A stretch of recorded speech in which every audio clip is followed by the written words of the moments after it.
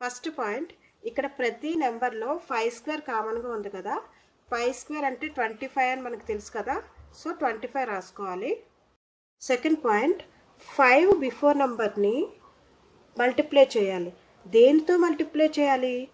దాని ఆఫ్టర్ నెంబర్తో మల్టిప్లై చేయాలి. 0 ఆఫ్టర్ నెంబర్ 1, 0 1 జార్ 0. 1 ఆఫ్టర్ నెంబర్ 2, 1 2 జార్ 2. 2 ఆఫ్టర్ నెంబర్ 3, 2 3 జార్ 6. 3 ఆఫ్టర్ నెంబర్ 4, 3 4 జార్ 12. 4 ఆఫ్టర్ నెంబర్ 5, 4 5 జార్ 20. 5 ఆఫ్టర్ నెంబర్ 6, 5 6 జార్ 30. 6 ఆఫ్టర్ నెంబర్ 7, 6 7 జార్ 42.